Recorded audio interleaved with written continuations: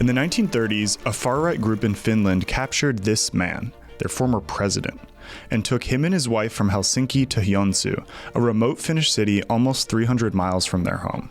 The group interrogated them, threatened them, and then released them. This was the Lapua movement, a violent conservative political movement that almost pushed Finland into authoritarianism. But then something happened. Somehow they managed to stave off fascism, and they've remained a stable democracy ever since. Today, Helsinki is a great city, capital of a nation that has stemmed the dangerous political current sweeping the rest of Europe. So how did Finland protect its democracy? And is there something the world can learn from this moment in history? To understand how we got there, let's go back to 1918. The recent rise in communism had countries terrified all over Europe, and Finland was no exception. I do think that the history begins from the Finnish Civil War of 1918. There were two sides, the Reds, or the communists, versus the whites, the conservatives. And going forward, those colors are going to be important for keeping track. They clashed in the war with very heavy bloodletting. Finland broke away from Red Russia, mercilessly exterminated its own Reds, and in 1919 became at last an independent nation. And even though the whites won, a lot of people remained really nervous about communism in their country, especially with the new Soviet Union as their direct neighbor. Those most radical whites sought to create what was called a white Finland, which usually meant some kind of authoritarian state, but that didn't come about. And throughout the 1920s, we can see a simmering resentment against the republic. And that all came to a head in 1929 in, you guessed it, Lapua. Lapua is in South Ostrobothnia, one of the most conservative regions in Finland. So when a communist youth group holds a march there, they know exactly who they're provoking. That was the tinder that was needed to light the fire. The rally was violently subdued and the communist youth were thrown out. So news of what happened in Lapua spread really quickly throughout the country, and it radicalized an entire nationalist faction of the whites, and it was called the Lapua movement. Within a year, the Lapua movement had populist support across the country. Their supporters included not just the far right, but also more center-right and moderate elites, politicians, and prominent business owners. A lot of these more moderate elements thought that they could use the Lapua movement, harnessing their passion and their popularity.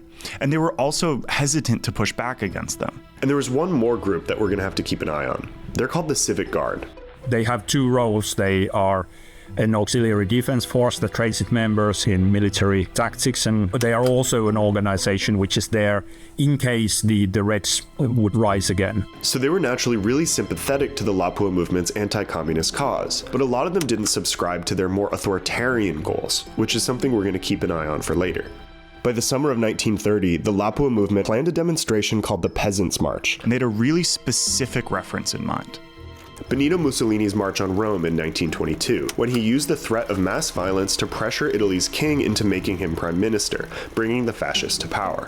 One just can't dismiss the importance of the March on Rome to the entire European contemporary far right. That's when they organized the so-called Peasants' March on Helsinki, sending tens of thousands of people into a demonstration that some of them hoped would actually turn into a coup. But instead, the government met with them and passed laws that made communists ineligible for elections and criminalized communist propaganda. At this point, the Lapua movement was at the height of its power and support amongst the conservatives in Finland. But at their core, they were a violent and extremist group.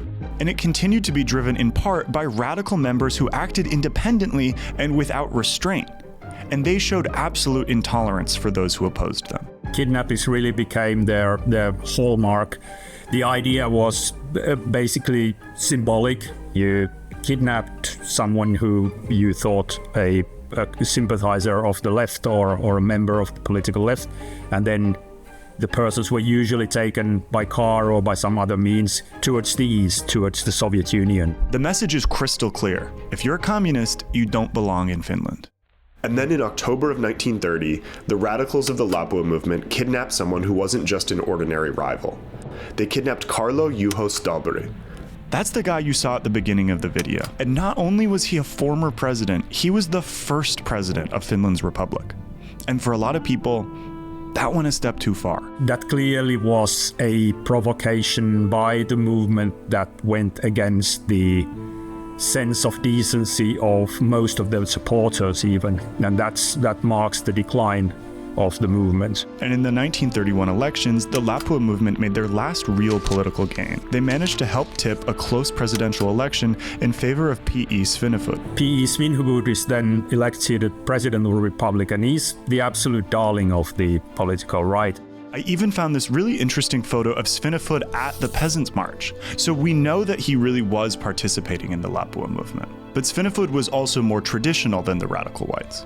In the end, Svinhufvud will back the republic and the law and rule of law rather than any hopes and dreams of the most radical whites. So in 1932, even though the president they had helped elect was in power, the Lapua movement wasn't getting what they wanted. In a final act of desperation, they tried to stage a coup. A group gathered in Mansala, near Helsinki, with the goal of gathering the civic guard to march on the capital and overthrow the republic. But when they called on the civic guard, something else happened that they had never considered.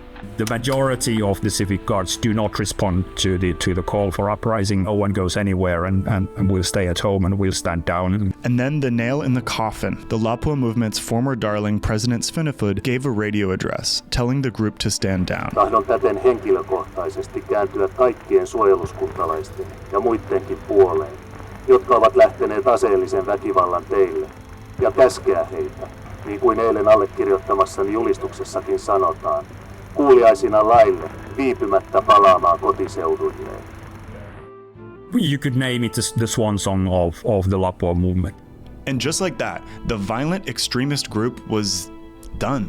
They lost the support of the masses, the politicians, and the military, and the Lapua movement was banned. And Finnish democracy has been stable ever since, even surviving the Second World War. Fascism and communism have been rejected by democratic Finns. Some of the details and events of the Lapua movement have uncomfortable echoes with recent experiences in the US. Democracy at one level is about the rule of the people, it's about elections, it's about popular involvement, absolutely.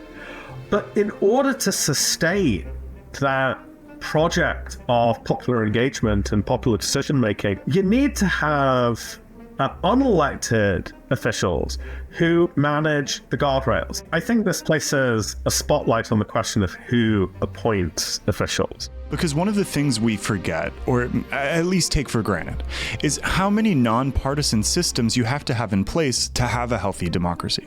But one of the largest reasons the Lapua movement failed was because it crossed the line. It became too violent and too extreme too quickly, so it lost mass support and with it, the elites. And there's one more key lesson from the Lapua movement that is thankfully a lot more hopeful. We remember the fascists of Italy and the Nazis of Germany, but in reality, almost every European country had their own far-right movements and organizations which all dreamed of taking state power, one either through violence or through some other means, and almost all of them failed.